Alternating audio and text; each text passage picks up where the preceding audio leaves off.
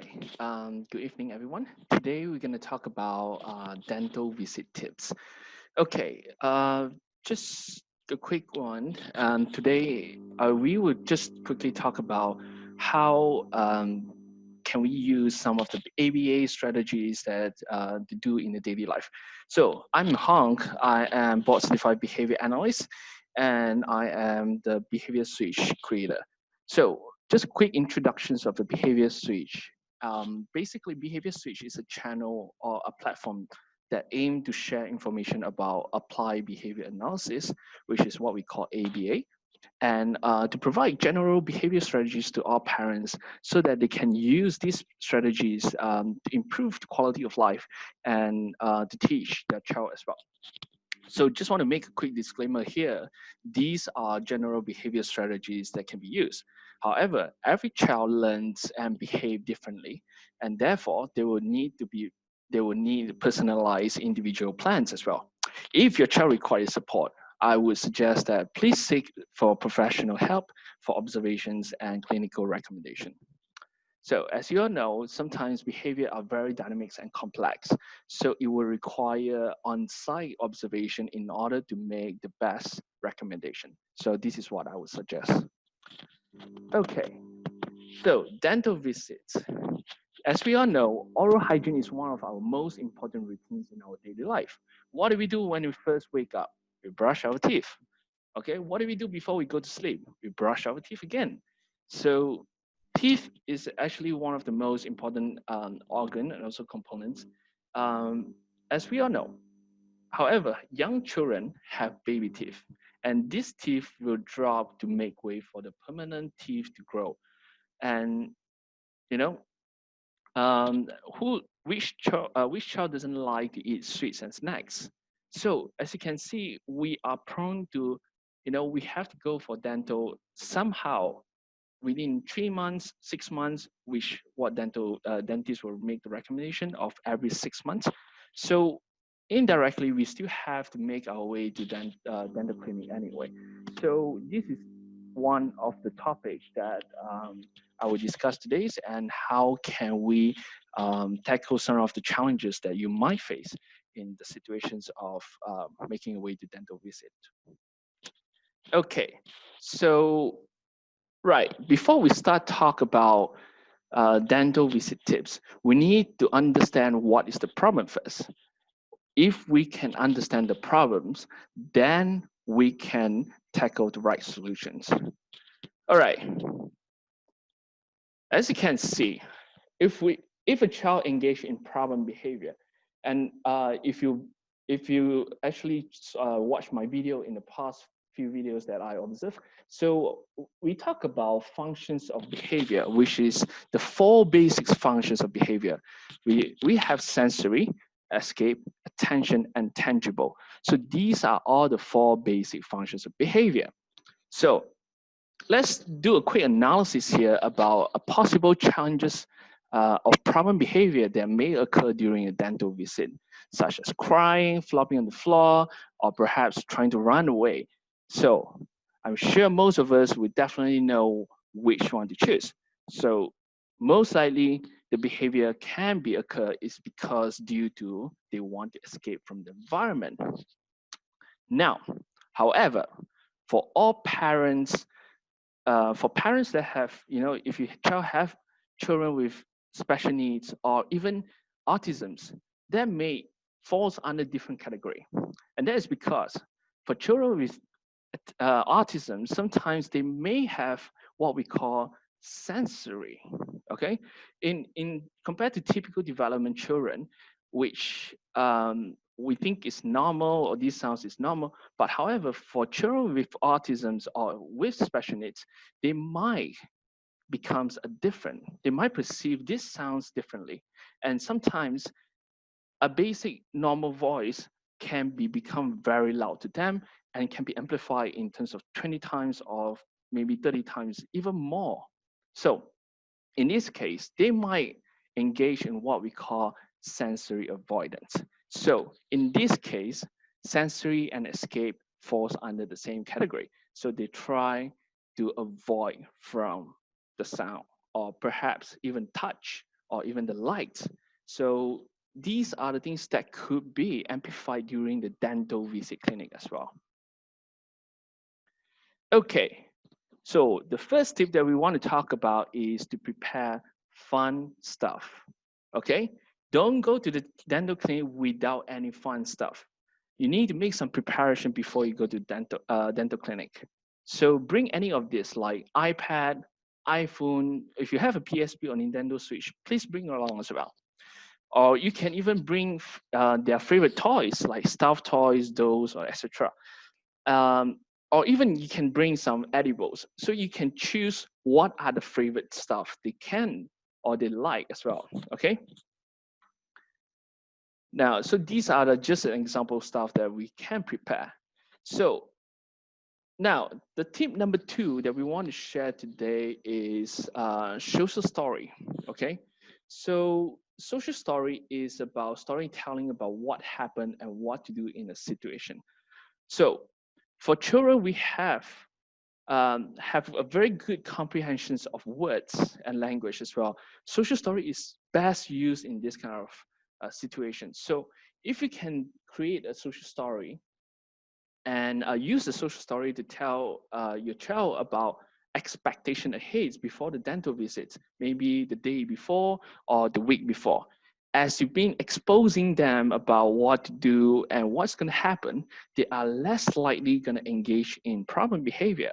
So social story is good to use in this kind of context. Here's an example of social story. As you can see, it can be different depending on the levels that you want to be. So for example, for younger children, you might want to go for more visual and less words. But for older children, perhaps you want to go for slightly more words so that they can read it out. Okay? So at the end, by the end of these sessions today, I am going to attach a few links to these social stories as an example. So you can either print it out, or if you want, you can make your own social story as well. Okay, tip number 3 is exposure. Okay, so when you have a dental clinic appointment, what you want to do is you want to reach dental clinic at least 5 to 10 minutes before the appointment. All right. So once you reach there, let your child to relax by doing fun activities in the clinic. Basically, what we want to do is expose them with fun activities and things that they can associate that is fun, and it's going to be like, it's nothing that is aversive at all. So you want to make it as fun as possible. And the reason is because what we want to try to do is we want to use a desensitization process. That means you want to desensitize by exposing them the same environment. And therefore, now they find that, oh, okay, they already get used to it, Basically, they are getting used to it and then don't see any problem at all. So eventually, they don't see that as a very aversive. Now, getting used to it is not enough, all right? We want to make it a more fun place. So therefore, you want not just expose them sitting there, but also you want to make it more fun. So tip number 3 is all about exposing them things that they don't like, and then pair that with something that is more fun and something that they like. All right? Okay, now here's the thing. If you think that you're gonna take some time to adjust, okay, to let your child adjust the environment, so let the dentist or even their receptionist know in advance that they need some time to adjust the environment. So let them know, and then they will make some arrangement accordingly. All right, at least they know what to do and what to prepare as well. Okay, see, in the environment of the dental clinic, this is what we see. We got the chair, we got the machine. So, but for your child, it might be different. This is what they might experience. There might be something, oh no, something bad is going to come and it's going to be aversive to them. So therefore, we want to reverse that kind of experience. We don't know, right? So we want to make it as fun as possible so that they are seeing this is a good experience rather than aversive experience. So now, as you can see, we want to make dental clinic fun, environment place to, fun environment place to go to. So as you can see, there are so many toys here, and I think even in Malaysia, pediatric dental clinics is starting to make it as fun as possible. They will have a lot of toys. They will have, videos, or even nursery rhymes ready as well. So you can choose a good pediatric dental clinic to go to as well. Now, wait a minute, not just the environment, but the dental tools is also the most aversive. In fact, it's actually the most aversive part in the whole dental clinic. I'm sure you all can agree. And sometimes just expose, if we have to follow the tip number 3, which is exposure, like get them to sit down on a chair and then start to expose with, these dental tools may not be enough, okay? It may not be effective enough to actually overcome the aversiveness. So here comes the tip number 4, which is counting and exposure. So it's the 2 combined methods that we can use together in this case. So let's just say your child is, sitting on a chair, getting ready for the dentist to actually check up on their teeth. So what you want to do as well is not just expose them with fun stuff on the chair and the whole environment, but what you can do is to get them warm up or ready, okay? So this is what you want to do. You want to use a counting, and at least you want to count 1 to 5, or maybe 5 to 10, depending on their tolerance, all right? As you can use counting, you are telling your child when you will stop, all right? So this is how you use it, okay? So what you want to do is that for the counting part, what you want to do is you want to start with count 1, 2, 3, 4, 5. As the count finish, you want to stop any activities at that point of time, and then immediately you want to provide praise or reward, okay? So now you're telling the child, okay, all I have to do is just follow your count. 1, 2, 3, 4, 5. Okay, now I will get praise. I'll get, I get a break. So they know and expect when to stop, all right?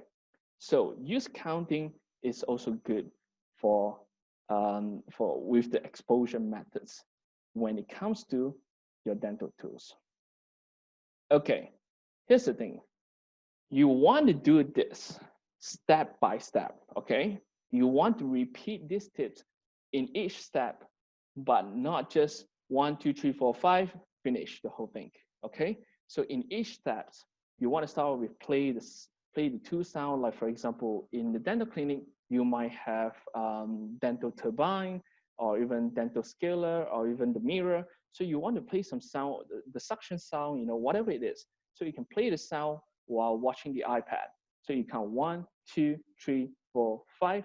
The moment you reach the 5, you actually can praise the child, all right? Then followed by touching the teeth. So the moment the dentist is going to do touching the teeth, and then here goes again. You count 1, 2, 3, 4, 5, and then you stop right there. Immediately provide the praise and also reward. And then next step, which is check teeth, and then and so on, so on. Now, very, very important that you want to fulfill the promise of the count. Okay, so let's just say sometimes we might just count 1, 2, 3, 4, 5, and then repeat again 1, 2, 3, 4, 5. So now you're telling the child that, oh, 5 is actually not going to stop. So you want to make sure stop right where you count. Okay, but there is tips here. What you can do is you can't really change your counting since you already tell your child 5 count is where they stop. So what you can do is to delay the counting. So you can do 1, 2, 3, 4, 5. Okay, so as your child can tolerate, you want to delay your counting. All right. So lastly, is all about reward. Okay, so if the child tolerates, they are making efforts to go through such activities and process, you want to end this experience with happy ending. All right, such as you can bring them to McDonald's, you want to bring them, go for a slice, playground, or even theme park. Or of course, during the MCO, you probably can't go anyway.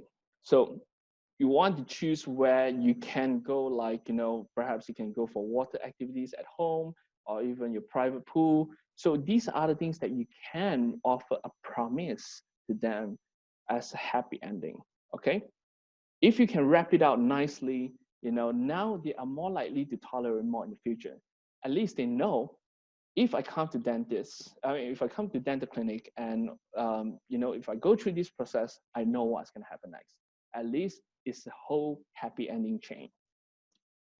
Okay, so summary for today is 5 tips.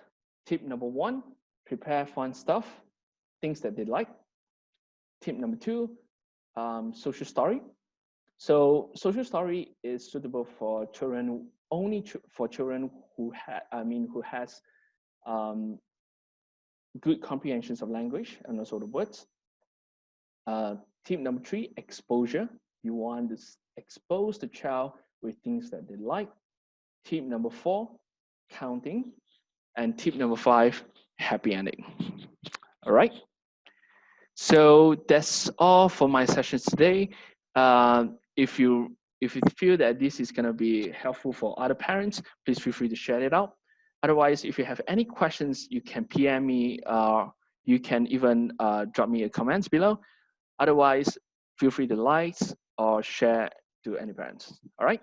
I'll see you next live sessions.